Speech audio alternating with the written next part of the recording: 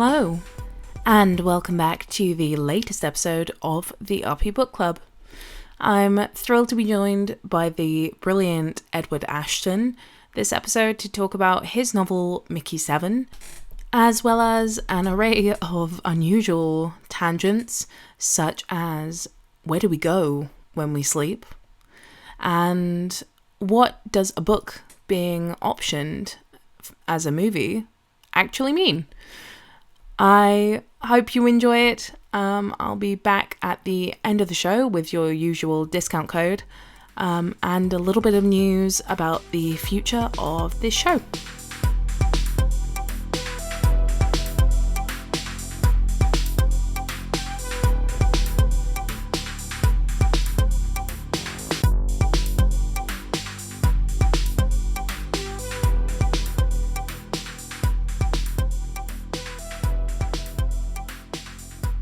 Edward Ashton is the author of the novels 3 Days in April and The End of Ordinary, as well as, of course, the novel that we're talking about today, Mickey 7, and a series of short stories which have appeared in venues ranging from the newsletter of an Italian sausage company to escape pod, analog, and fireside fiction. He lives in upstate New York in a cabin in the woods, not that cabin in the woods, with his wife, a variable number of daughters, and an adorably mopey dog named Max. In his free time, he enjoys cancer research, teaching quantum physics to sullen grad students, and whittling. Welcome to the show. Thank you very much. I really appreciate the opportunity. Really, really excited about this one. Mickey 7 has been one of my favorite reads of the year so far. I really, really enjoyed it. So yeah, I've really been looking forward to this. How, for somebody who hasn't yet read the book, how would you describe it? In short, Mickey 7 is a book about a man whose job is to die. He's an expendable, which in the future is someone who is required to do pretty much every dangerous to suicidal job that there is, with the understanding that if he's killed, he can be recreated in a clone body, essentially. And so he signed on to this gig for a colonization mission to a barely inhabitable planet because he was in some fairly serious trouble where he was. And at the beginning of the book, he is realizing that maybe this wasn't the brightest idea he ever had in his life. And things sort of get worse from there. Yeah, I think that's definitely fair to say. Yeah, it's really interesting, and it feels to me like one of those moments where sci-fi is the perfect sort of backdrop to explore, I mean, some pretty intense themes, some pretty serious themes. Was that a particular draw that you found when kind of approaching the book? Absolutely. I've always felt that science fiction is an ideal venue for exploring issues that may be emotionally charged if you address them in the context of a contemporary novel, for instance. So one of the underlying themes of Mickey 7, obviously, is class conflicts. Mickey is sort of from the lower classes of his society. Everyone else on the expedition is the elite of the elite, the most select people from all the best schools and so on and so forth. And he's the one who has to do all the scut work, all the dangerous work, all the deadly work. And so it's really it's sort of a metaphor for the exploitation that people experience in the world today. But if you sort of wrote about that set in Midtown Manhattan in 2022, it's very easy for people to get their backs up because they can see themselves reflected maybe in the exploiters, and that can be very upsetting. When you set it 1,000 years in the future, you abstract it, and people are able to look at it in maybe a little more dispassionate way, and they can see both sides of the issue. And I think that's one of the great virtues of the form. Oh yeah, absolutely, absolutely. Gives that just a little bit of distance, I think, between those kind of subjects and what we're examining, and the readers. that can sometimes be more useful, right? Than I feel like than necessarily tackling things head on. It gives that space for people to consider and kind of percolate, and it to, form into um, how people feel about things or think about things or examine things in their own lives. Well, I think it avoids the reaction of, "Hey, he's talking about me." And that can be really upsetting to people. So we sort of bypass that by setting it in this alien environment. Completely. Yeah, it's I found you struck a really, really great balance between, examining the more sort of serious things and the more intense topics that we've been talking about, and bringing the humor and the lightness into the book. I really enjoyed that. Was that a challenging sort of tightrope to walk? Humor is a dangerous tool in an author's bag. It is very easy for someone trying to write something humorous to have the work just descend into farce. And that is something that I always try to avoid. I like to think of myself as someone with a reasonable sense of humor. I do try to work humor into most of my work in some way or another. But it's sort of like using Tabasco sauce in cooking. A little bit of it can make the dish really good, but if you throw in too much, it's ruined. And that's a very fine line. You can cross over from "this is great" to "I can't read this" very quickly and very easily. And during the editing process, that's one of the things I'm very sensitive to. So, for instance, in Mickey 7 specifically, when I finished my first draft, there was a lot more snark and sarcasm than what there is in Okay. today. And in some places, it was just, on rereading it, it was completely emotionally inappropriate. There, as you say, there are some heavy things that occur in this book. And when you've just like watched one of your close friends die, you're probably not going to be wisecracking. And in the first draft, some of my characters were doing that, and I had to dial that way back. Right. I feel like I came to a reasonable balance with the final draft, but that was definitely something I had to address. Yeah, absolutely. um, I'm just imagining that as a deleted scene now, which I might have There were a few of them. Yeah, that's in my discard bin, but I don't ever throw it away because it is fun to go back and look at it sometimes and see how off I was from an emotional standpoint. Yeah, I guess it must be interesting to kind of look at that and see how the work evolved. I don't know how much in the process of kind of, well, the whole process of publishing, the writing it, and then everything that comes afterwards that I think readers don't necessarily think about.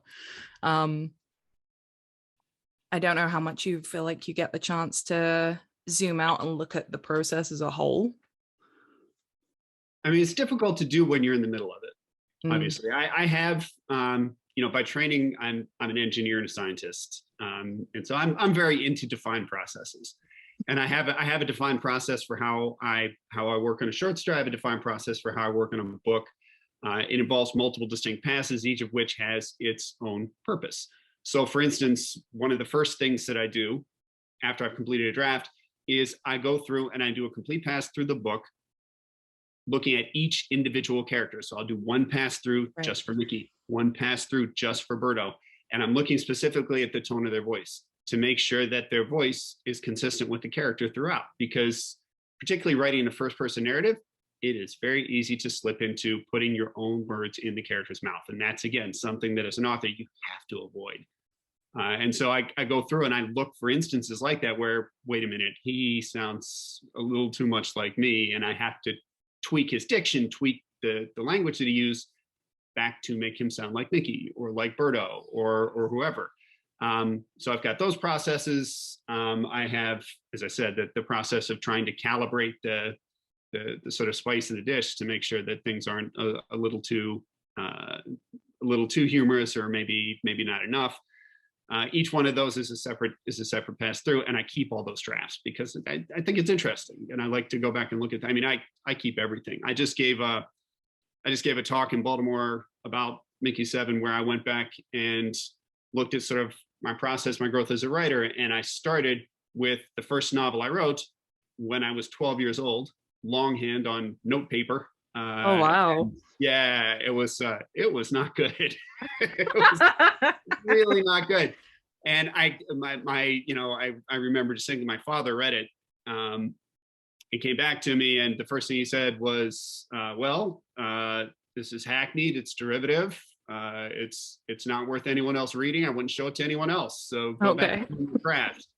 And that was one of the best things that he ever did for me my entire life, because he was absolutely right. That was not a time that I needed a pat on the back. That was a time that I needed to be told that, this is not, it's not how an artist works. You have to actually learn your craft. Yeah. Oh God. Yeah. Absolutely. I feel like anyone who is either a published author or aspiring to be a published author has that first book, and I'm putting book in air quotes because I know I have one that was similarly garbage. um, and I do feel like, oh, it's so difficult though. I do feel like the response from a parent or a caregiver or a teacher at that moment can really make a big difference as to how you kind of move forward and pursue it.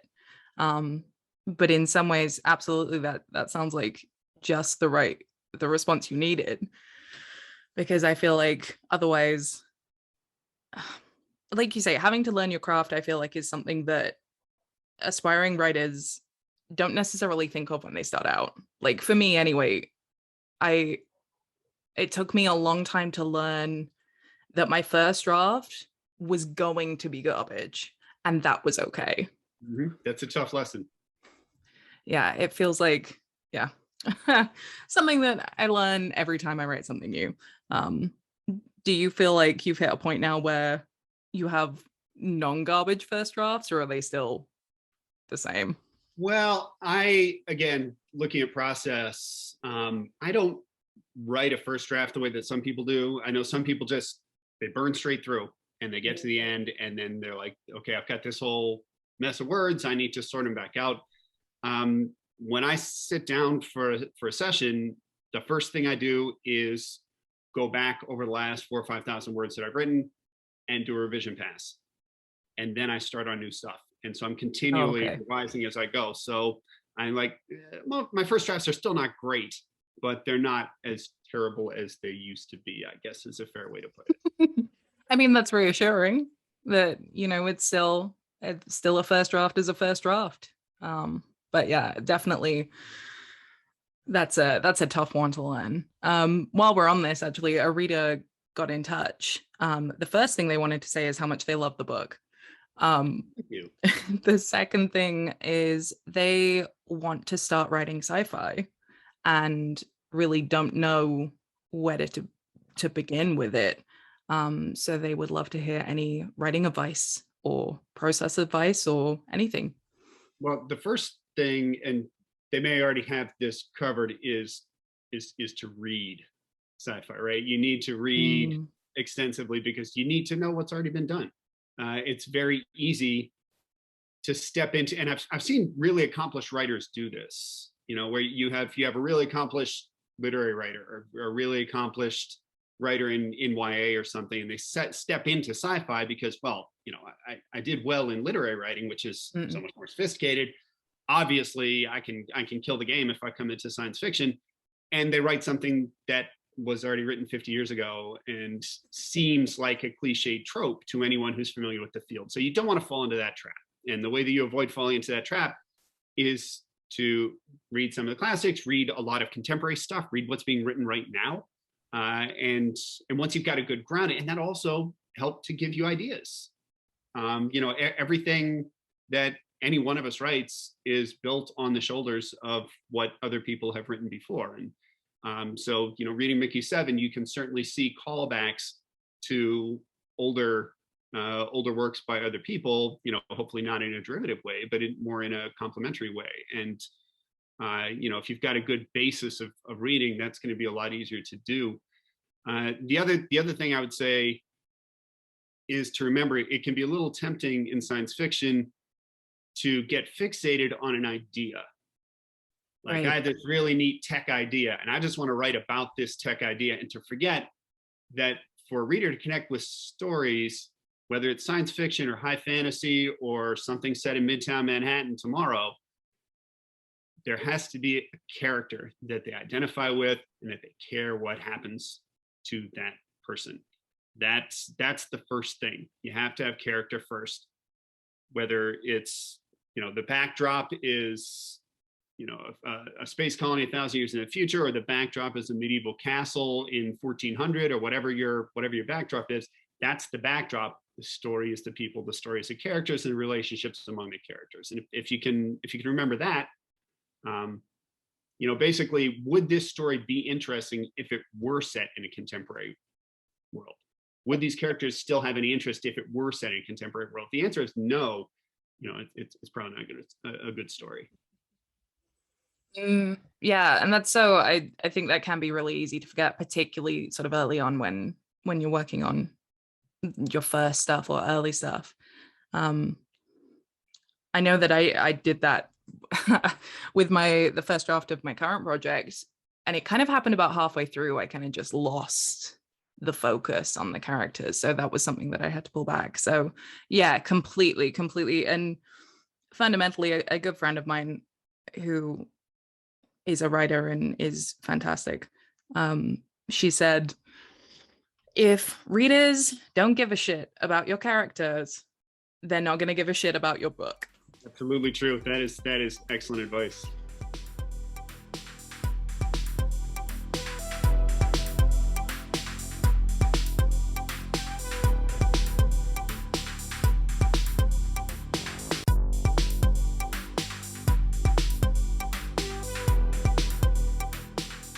Since we touched a little bit on thinking about sort of influences and, reading a lot and absorbing a lot, what would you say are the influences that you feel like you brought into Mickey 7? That's a good question. I started reading science fiction at a really young age. My father had an extensive library in our house, and I just started pulling books off of his shelf, probably ones that were completely inappropriate to me at the time, honestly. I still remember, I read Up the Walls of the World by Al Sheldon. I read that when I was probably 9. And okay. I don't know if you're familiar with that book, but it deals with some very heavy adult themes. Yeah. And that left a mark. I bet. Left a mark on me. But if you look at sort of what are some of the direct antecedents to Mickey 7, so the universe that he inhabits really has some callbacks to the universe that George R.R. Martin wrote about in some of his older works, books like Tough Voyaging and Dying of the Light, some of the things that he did long before he did Song of Ice and Fire. There's a similar sort of structure with humanity sort of scattered to the winds because there was a very catastrophic event that happened in their past that forced that to occur. So I've got that same sort of build. I think in terms of tone, I draw from a lot of different people. One of my strongest influences is Kurt Vonnegut. That's again somebody that I read a lot when I was really young, that I've continued. I believe I've read every book that he ever wrote, which is quite a few. And that sort of dry wit is something that I try to work. And I'm not saying that I'm Vonnegut or that I could ever approach that. I mean, obviously he's one of the great masters of craft, but certainly a big influence on me. And then, but more recent people, like the last few years, I've become a big fan of Van Leckie, for instance. The Raven Tower in particular, I thought was a really underappreciated book that should have gotten a lot more attention, a lot more press than it did. Just the different elements that she brings in that book and the way that she ties them together, I thought were absolutely brilliant. And I try to do a little bit of that also in my work. Yeah, definitely. I think I mean, I was going to ask about how you got into sci-fi, but I feel like we've covered it there. Yeah. Do you, out of interest, was it sort of sci-fi particularly? We often obviously group sci-fi and fantasy together. Did you kind of get into fantasy in the same way, or has that been less so? Fantasy is pretty broad. I'm not, and I don't dislike it or look down at, but I'm not a big reader of what you'd refer to as high fantasy, sort of like orcs and elves and castles and wizards and things. That's my daughter actually is a huge fan of that genre. I respect it, but it's not something that I read much of, and because I don't read much of it, I wouldn't try to write in that space because, again, I'd probably just write something somebody else had already written and step on a bunch of tropes, and I don't want to do that. So within science fiction, of course, there's divisions there as well. The sort of classic split, hard sci-fi versus soft sci-fi. I try to ground most of what I write in known physics, in things that are plausible based on how we understand the world right now. So you don't see any sort of warp drives and things like that showing up in my work. Like I said, I'm a scientist. I'm a biological scientist myself. The medical stuff that I try to put in there, which there's a bit of in this book, I try to make as accurate as I possibly can. So that's sort of the niche that I try to fill in this ecosystem. But I respect people who work obviously in other areas and all the spaces as well. Yeah, absolutely. It's really interesting. I feel like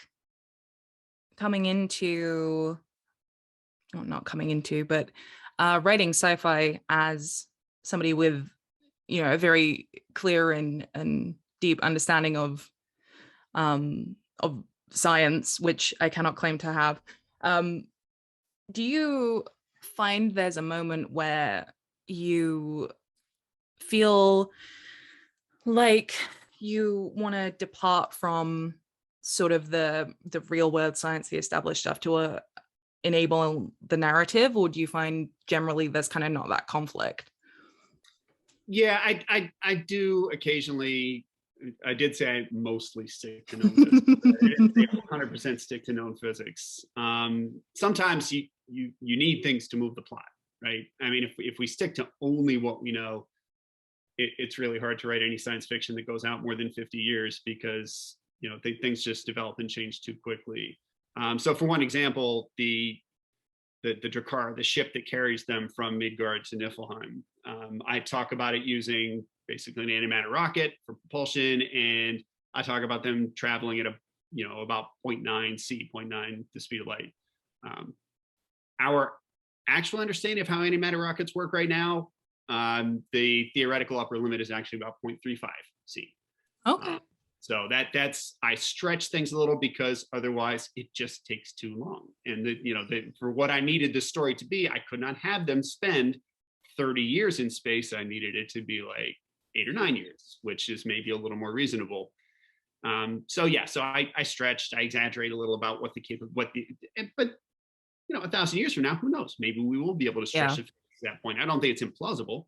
I'm not certainly violating any rules of physics, but I am violating our understanding of how we do things right now. Right. I find that completely fascinating. I'm not a scientist, didn't really get on with science apart from chemistry at school, generally because don't worry about it. Oh, I don't know. With a philosophy degree, you're a lot less employable. That is a fair point. Oh, no, I find it just really, really fascinating.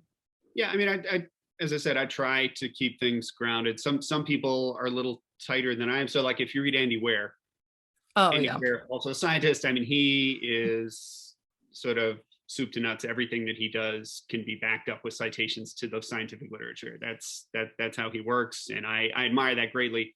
I could never write one of his books. It's probably good for both of us. But I admire that. I admire that kind of work greatly. But if you look at, there are a lot of other people who work in this space who write really entertaining books. But if you're taking science lessons from them, you're probably not going to do well on your test.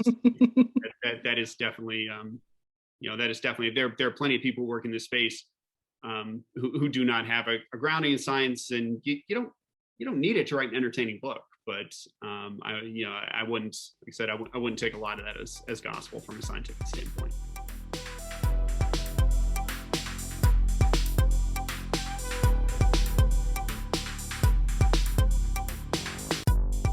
Oh, let's do a reader question. Now, this one, we often get readers sending in this question, and I always find it really interesting. We had a reader get in touch who wanted to know whether any of the characters in Mickey 7 are inspired by people in your life. That's also a really good question. So I have a very good friend. I've known him for 30 years, named Mickey. And he looks a lot like Mickey Barnes physically. Like that's so when I'm starting something like this, I need a picture in my head of what a character looks like. Right. And I often will base that on people that I know. And I did that in this case. So, Mickey, when he read the book, he's like, is this me? Like, I'm not saying it's you, but I'm not saying it's not you. But now, so I started out with that model, but then what you find as you write a book is that there come certain plot points where you need a character to react in a certain way. So, you may be writing a character who is attacked, and based on where you need the plot to go, maybe he needs to fight, maybe he needs to run, maybe he needs to panic and freeze. You need to make sure that you've gone back previously and established that character such that when the reader reads that, they're like, oh yeah, that's so Mickey. He would definitely do that. He would definitely panic and wet himself, and that is exactly what would happen. Now, does that mean that the person I started with, Mickey, my friend Mickey, would do that? No, of course not. So by the end of the book, it's a completely different person, but you do often start with that little nugget, just so you have a picture in your head of who it is that you're working with. That's really interesting. Yeah, it's like you said, like a starting point, and then going from there, and the character sort of takes on their own life, takes on their own voice, and moves you away from that.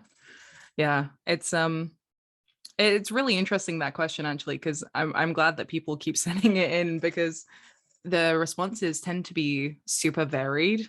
Like, either you'll get people who will be like, no, absolutely not going anywhere near that, don't want to put anything to do with any real people in. And there's kind of a spectrum right down to, oh yeah, that character is like my friend or my mother or whatever.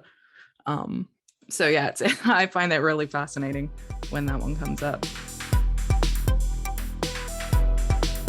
This is a question that I continue to insist on asking in every episode, despite the mixed response and generally the answer being no.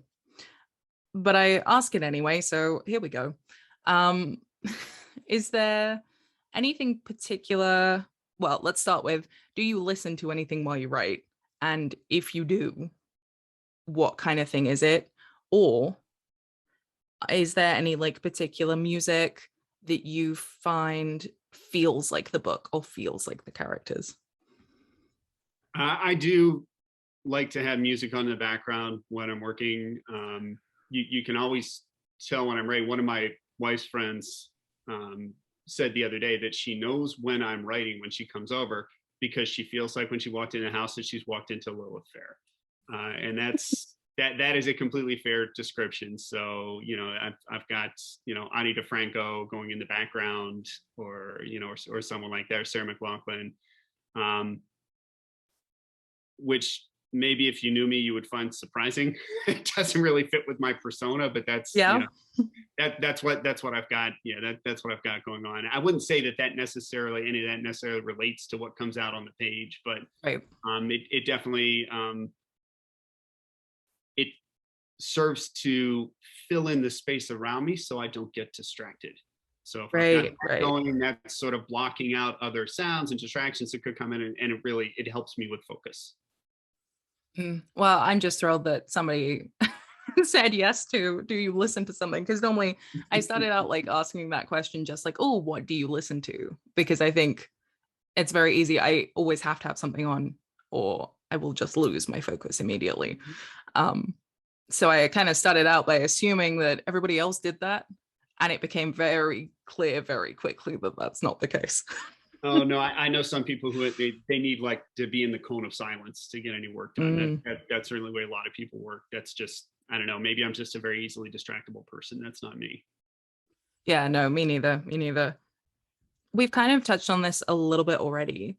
But what do you find comes either first or most easily? Do you find it's the characters or do you find it's the world?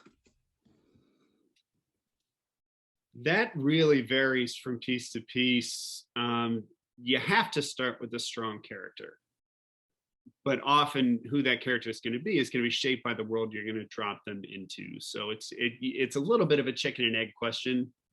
And for different pieces, I've started in different places. A Right. lot of times, I'll actually start with an image, and I may not even know what that image is connected to. So, for instance, I had a short story that I published recently called Unifiers, and that started out with uh, just an image of two people fighting. It was a man and a woman, and they're fighting. They're just arguing with each other, and I didn't know who they were or where they were or when they were. I just knew they were really annoyed with each other, and that this was like this whole relationship was not going to go well.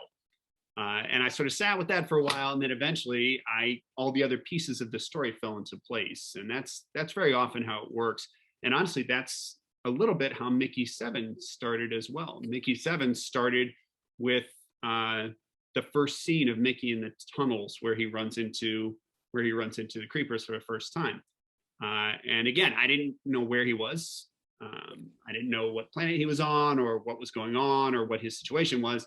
I just knew that was a really, to me, that was a really creepy and disturbing scene. And I thought it was a good Yeah. kickoff point for a story. And I really let it develop from there. So, like, as I said, it varies. Yeah, that's interesting. I'm kind of a little bit surprised because um of how process led and you've talked about being.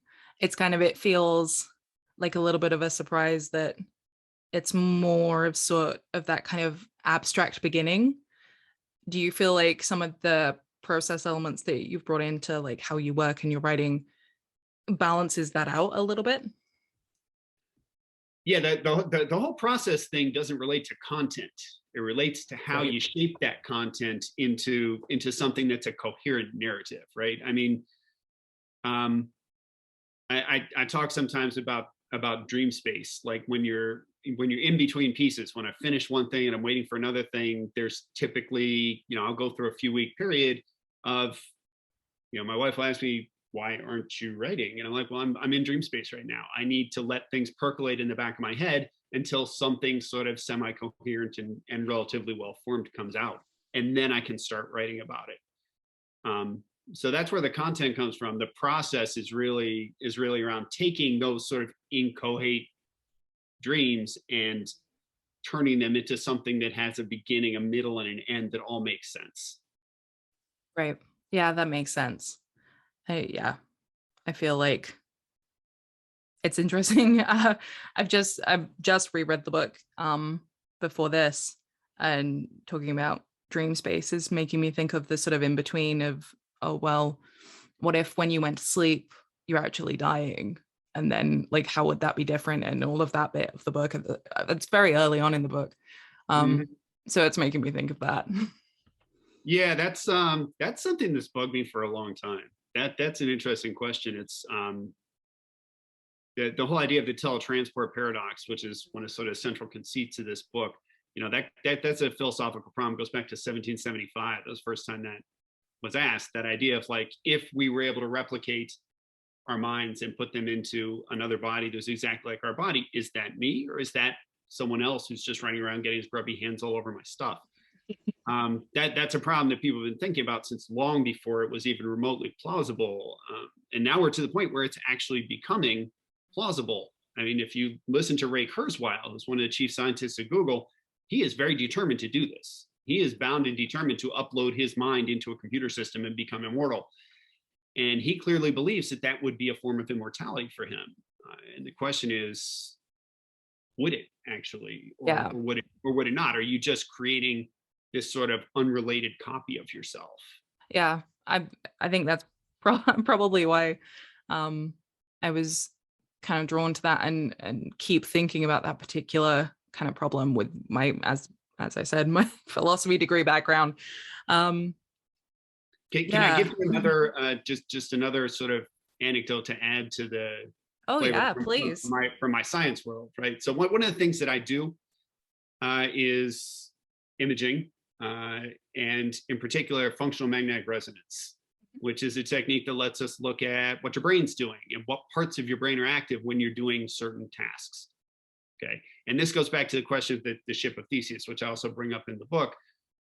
So your body right now, there's not a single cell in your body that was alive and active in your body 15 years ago. There's not. Your body has been completely turned over. You're a completely different organism than you were 15 years ago. But you think of yourself as the same person on a conscious level, right? You feel like, well, I've just grown. I was little and now I'm big, and so on and so forth. But if we look at what part of your brain is active when you think about yourself, so if you remember something that you did yesterday, or you think about, imagine something you're going to do tomorrow, there is one particular part of your brain that's active. There's one particular part of your brain that lights up. If you think about something that I'm going to do tomorrow, or some other person is going to do tomorrow, you remember something that someone else did, a completely different part of your brain is active. Guess which one is active when you think about yourself 15 years ago? The second one, the other people one. It's the other person one. That's exactly right. So on some level, your brain knows you're not the same person that you were 15 years ago.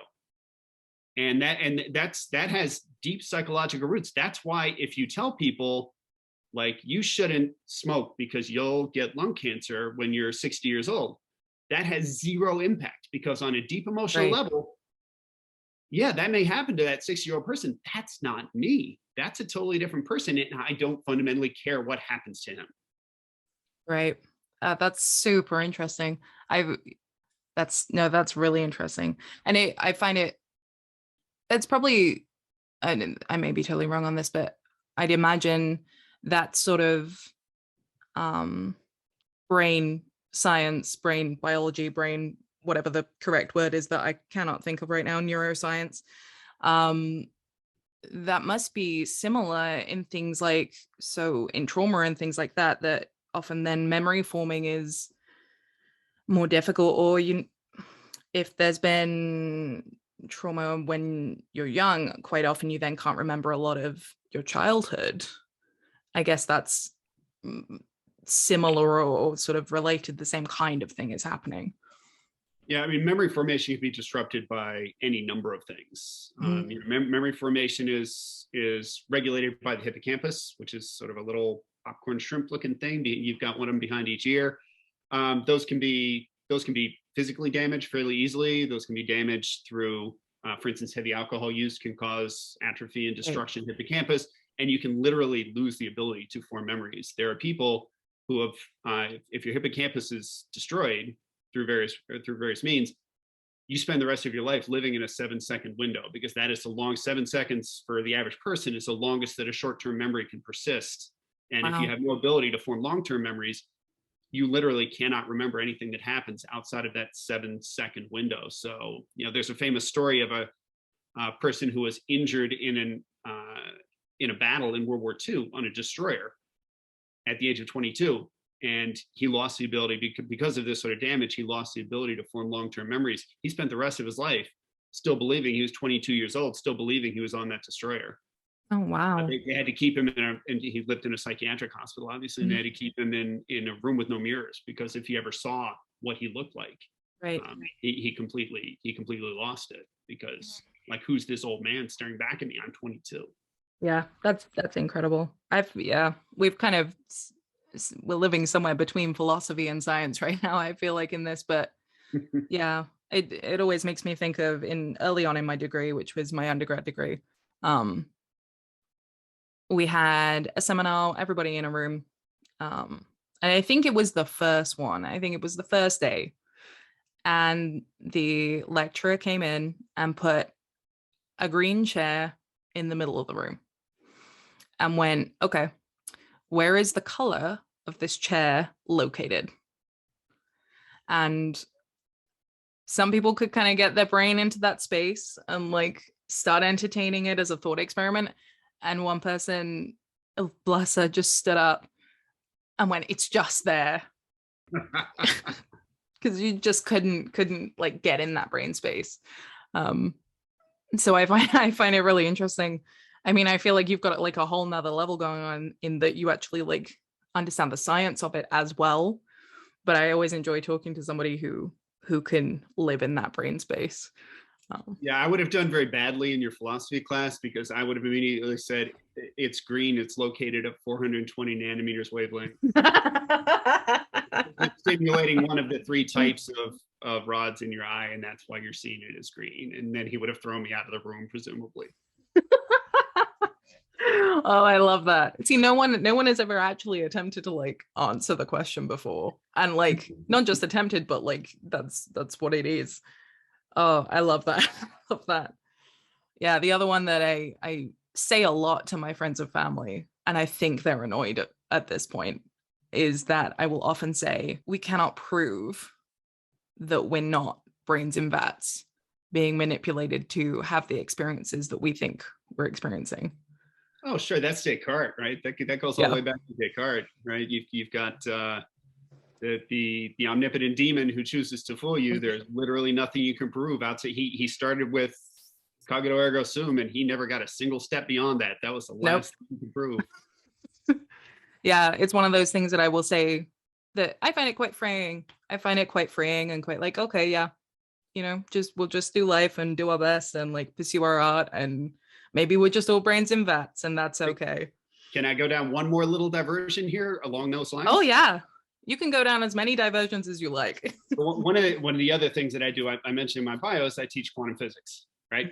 And specifically, I teach quantum physics as it relates to magnetic resonance imaging. So the way magnetic resonance works is that your body is all full of magnets, right? You're all full of protons. Each one of those protons has a charge and it has a magnetic field. And so you would think that those little magnets would all sort of line up with the North Pole, the way that the needle on a compass does. But the Earth's magnetic field isn't powerful enough to make that happen. The magnet in the MRI is. It's about 1 billion times more powerful than the Earth's magnetic field. So you go into that MRI and all of those magnets just line up with the magnetic field of the magnet, except they don't. They line up in exactly one of two orientations, either 54 degrees, 44 minutes off of north, off of straight down the magnet, or 54 degrees, 44 minutes off of south. Those are the only two orientations they can take on. And by applying energy, which we do using radio frequency signals, you can cause them to flip from one to the other, but they cannot physically be anywhere in between.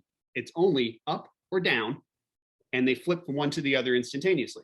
So what would be an explanation for that? One explanation for that is that, which has been posited by numerous people, that the person who coded this simulation that we're living in was lazy and only used one bit to store the location and orientation of those protons. And so that's been posited. And there's a number of other things similar to that come from the world of quantum physics that are posited as evidence that, yeah, we are living in a simulation. We are not real people. We're just sort of, bits floating around in somebody else's computer system somewhere. We're just a bad game of Sims, basically. Oh yeah, it's not a good game. It's not a good game. Although I haven't yet been put in a swimming pool and the stairs removed yet. Put in a basement and set on fire. So maybe it's gone pretty well. Yeah, you're doing well. You're doing well. Yeah, I'm gonna take that as an achievement and be pleased. Oh, that's so interesting. And I had no idea. I mean, honestly, I've had plenty of MRIs in my life and had legitimately no idea really how they worked. I don't know why I've not thought to look into it. I teach an entire course just on how an MRI works, and half my graduate students still have no idea at the end of it. So you're not alone. There were 3 Nobel Prizes that came out of the development of those systems. It's one of the most sophisticated things we've ever done as a species. So yeah, I wouldn't worry about that too much. Nice. Yeah, I'll park that one for now.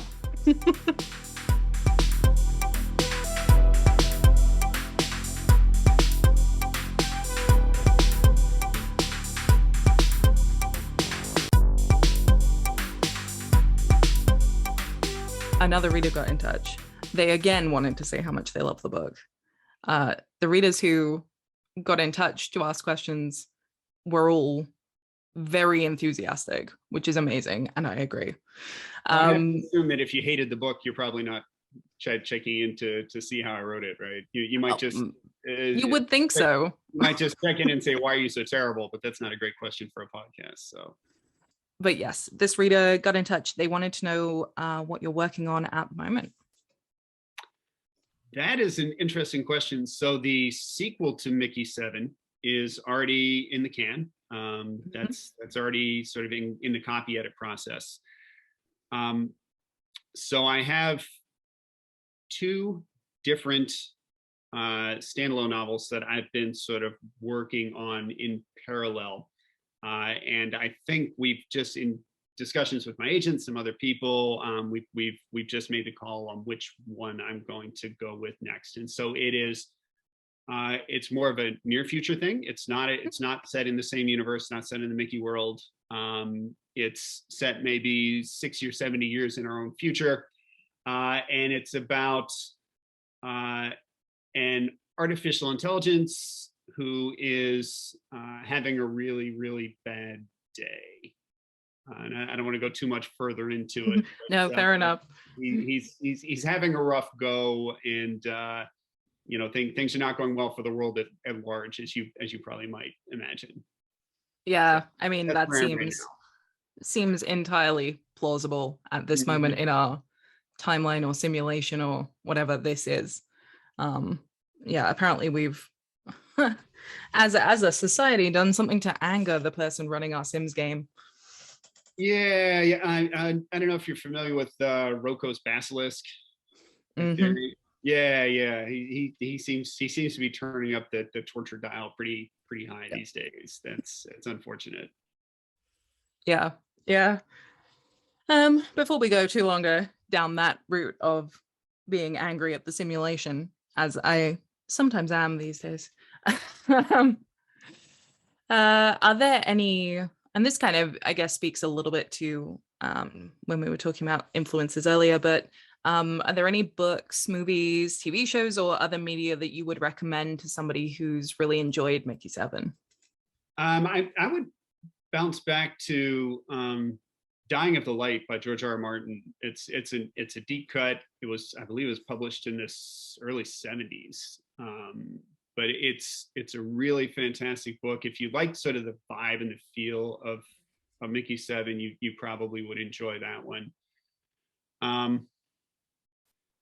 Some of David Brin's earlier work too, I think, shared the Uplift series, totally different topic, but I think some of the feels, some of the vibes of those books in terms of occasionally bringing in humor and some really heavy, serious topics, I think, might work well for someone who enjoyed this book. Brilliant. Definitely, people will have to check those out. While we're talking about movies, because I would be remiss in my responsibilities as a podcast host if I did not bring this up. I mean, I think it was definitely before the book's release. I think it was quite a little while ago now. The book was optioned and is being made into a movie. And then just before the book's release, we had the announcement that Robert Pattinson was on board, and it's going to be directed by the director, Oscar-winning, incredible genius director of Parasite. Tell me a little bit about that. I mean, you just told most of it. This has been a very strange sort of process, because the book was originally purchased by Rebellion. I want to say that was in December of 2019, or maybe January of 2020. And then it was, as you say, it was optioned by Warner Brothers, by Plan B, Brad Pitt's development company, optioned the book in March of 2020, which, we're 2 years out from that now. Yeah. Now these people option, 99 properties for every one that they actually turn into a movie. So that's one of those things. If you talk to writers, a lot of them will say, options are great. I've had 25 different things optioned. None of them ever actually got made, of course. Like John Scalzi, who's, again, a writer that I admire hugely. Old Man's War, which is his first sort of biggest hit, has been optioned by 4 different production companies, if I understand it correctly. And I saw a little interview with him where he was asked if he was bitter about that because it hasn't been made into a movie. And his answer was, it paid for my kids' college. No, I'm not bitter about that. It's fine. If 10 other people want to option it and keep giving me checks, that's great. And that's sort of the spirit in which I took it at the time. And then just a couple of months ago, my agent sent me a text and it said, with a link, and it said, hey, you might want to click on this. And I clicked on it, and it was the Deadline story where they had announced that Bong Joon-Ho was signed on to direct, and Robert Pattinson was signed on to star. And my wife was sitting across the table from me, and she looked at me and she looked at my face and she said, oh my God, who died?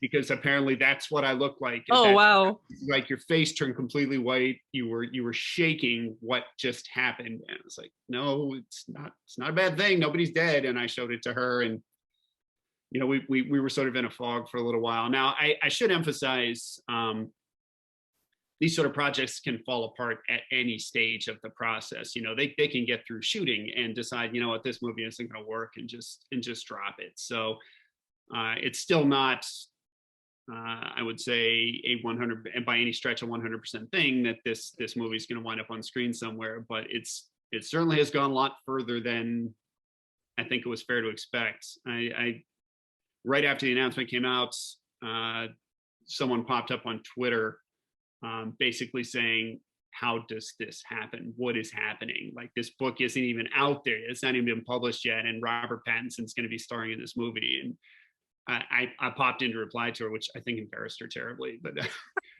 look, your guess is as good as mine. I have no idea. I have no idea. I didn't do anything in particular to make this happen. Things are just occurring. Roku's Basilisk accidentally turned the dial the wrong way in the Torture Ed session, and here we are. Wow. Oh, wow. So, yeah, I mean, it is, I guess, one of those assumptions that you're going to kind of know everything, like, throughout the process and all of that. That's just not true. No. I have known absolutely, like I said, everything that I've learned about what's going on with this, I've learned because my agent has sent me the press release. So people who actually read Deadline have known about this stuff earlier than I have. I mean, how is that? Do you mind that, or you're just along for the ride? The way I see it, my business is writing books, right? That's what I'm doing. It's my agent's business to worry about making sure that people read them and whatever, they get turned into movies or whatever is going to occur. So I'm perfectly happy to have him handle that end of things and let me just think about writing the next thing. That's a good division of labor as far as I'm concerned. Sounds very, very healthy as a way to look at it. I don't know that I could achieve that. But yeah, wow. I can't get over, like, literally it was like, here's the article, like, it's in the world. That's how it happened. Wow. So I'm guessing, based on that, what's your involvement like with that project as it continues? Are you kind of involved in the writing, or I'm gonna guess not, or how is that carrying on? I'm an executive producer. Oh, okay. That was right in my contract. I'm an executive producer. Nice. So, which means absolutely nothing as far as I can tell. Director Bong, as you said, that is a genius, and he does his own thing. So he's written the screenplay. That's and he made it very clear to me. I had about a 2-hour conversation with him, where he asked a lot of really insightful questions about about the book and about the characters and about how things work and how does this look? What does the dome really look like? And at the end of it, he said, just so you've written a 340-page novel. I'm writing a 120-page screenplay. It's going to be different. Things are going to be in. I'll put things in that aren't in the book. Things that are in the book are going to fall out. That's just the way that this process works. And I 100% understand that and respect his process. So the book is the book. The movie will be the movie. Yeah. Hopefully they're complementary. but they're different art forms, and so you should definitely don't just wait for the movie. You should do both. You should definitely get the book first. Honestly, you should buy like 50, 60 copies of the book so you can read them all sequentially, and that's the best way to experience it. Yeah, completely. Please buy the book. Not just because I have to say that because I work for the company that publishes it, at least in the UK, but because it's genuinely, and I don't say this every time, it genuinely is one of my favorite books that I've read this year so far.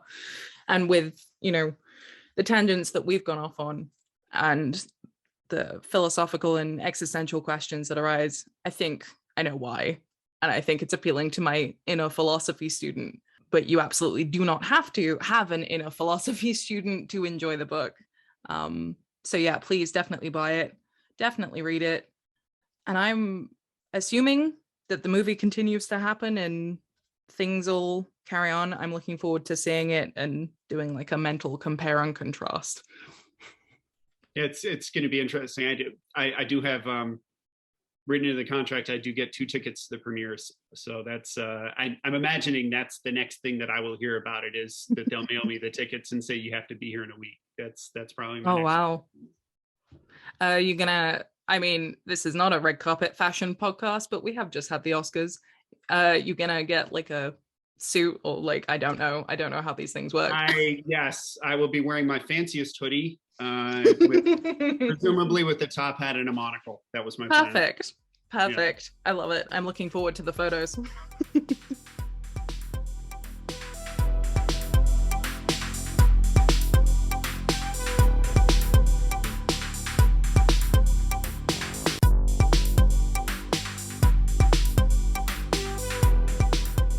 Let's do the reading. So yes, if you don't mind giving just a little bit of context as to where we are so people know. So as I mentioned, Mickey 7 is a book about a man whose job essentially is to die.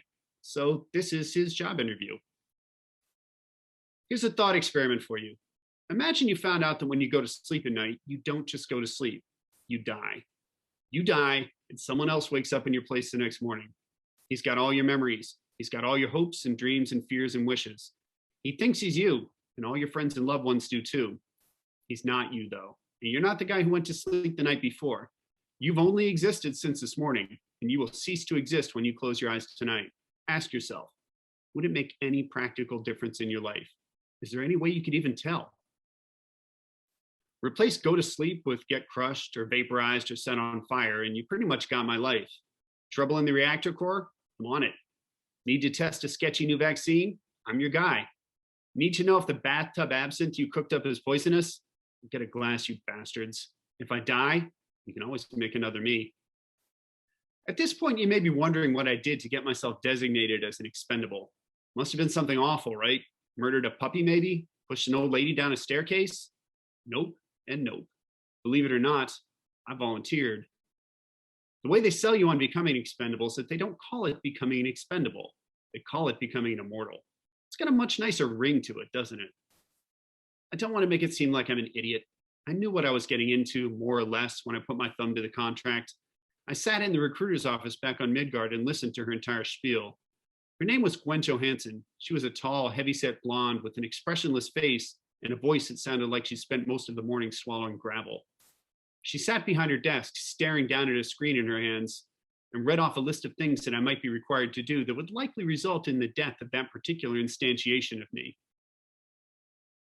External repairs during interstellar transit were on the list.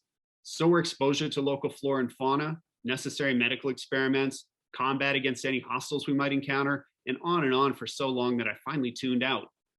The plain fact was, it didn't matter what they were going to do to me. I didn't have a choice if I wanted a birth. I wasn't a pilot. I wasn't a medico. I wasn't a geneticist or botanist or xenobiologist. I wasn't even a spear carrier. I had no practical skills of any sort, but I really, really needed to get the hell off of Midgard, and I needed to do it quickly. This was the first colony ship we'd chartered since our own landfall 200 years prior, and signing on as an expendable was the only way I was going to win passage. I knew that once I submitted my tissue samples and let them run my upload, I'd be first in line for pretty much every dangerous to suicidal job that came down the pike. What I didn't really grasp, even after hearing Gwen run through the entire litany, though, was how many dangerous to suicidal jobs there actually are on a beachhead colony, and how often I'd be called on to perform them. I mean, you'd think that we'd use remotes to handle most of the seriously stupid stuff. Stuff like exploring possibly unstable crevasses filled with possibly carnivorous local fauna, just to pick a random example. That's what they did on Midgard, which is why I thought this posting might actually wind up being pretty soft. Turns out, though, that there's a whole range of things, mostly involving lethal doses of radiation, but extending to other abuses as well, that a human body can actually tolerate for a significantly longer period than a mech. And there's a whole other range of things, mostly involving medical experiments and the like, that a mech can't do at all. Moreover, an expendable is actually a lot easier to replace on a beachhead than a mech is. We won't have any kind of serious mineral extraction, let alone heavy industry, for a long time to come. Any metal lost is lost for good until we can get that stuff up and running. The raw materials they need to make another one of me, on the other hand, just require us to get our agricultural base online. Not that we've accomplished that either. Getting anything to grow outside the dome on Niflheim is going to be a serious challenge long term, and something in the local microbiota seems to be screwing with the things we're trying to grow inside as well. But theoretically, it's a much more short-term project. When Gwen was done listing off all the awful things that might happen to me, several of which actually have happened to me, of course, she leaned back in her chair, folded her arms across her chest, and stared at me for a long, awkward moment. "So," she said finally, "does this really sound like the sort of job that you'd enjoy?" I gave her what I hope was a confident smile and said, "Yes, I think it does." She kept staring until I could feel little beads of flop sweat forming on my forehead. Have I mentioned that I really, really needed this gig? I was about to say something about how I'd always been comfortable with risk taking, how I was confident in my ability to stay alive in the most challenging circumstances, when she leaned forward and said, "Are you a total, irretrievable moron?" I love that bit. It's one of my favorite pieces. Yeah, it's one of my favorite little sections. Me too. Me too. Oh, thank you so much for that reading, and generally for coming on this slightly chaotic but hopefully enjoyable podcast. No, this was a lot of fun. I really appreciate you making the time to speak with me.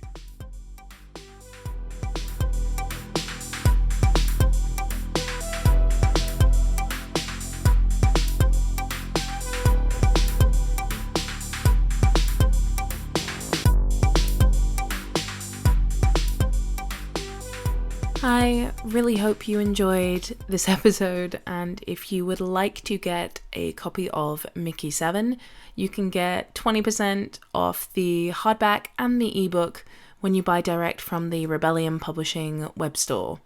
All you need to do is enter code MBC22M7 at checkout. That's MBC22M7. And now that news I mentioned at the top of the show, I'm off on a new adventure and leaving my current role with Rebellion, which means this podcast, at least in its current form, is going to be coming to an end. There will be one more episode after this one, in which I'm completely over the moon to be joined by the wonderful C.S.E. Cooney to chat about her latest novel, Saint Death's Daughter. That final episode will be out in around a month or so, so check it out. And a huge thank you to everyone who's supported and listened to this show while I've been at the helm. I'll speak to you in that final episode, and in the meantime, happy reading.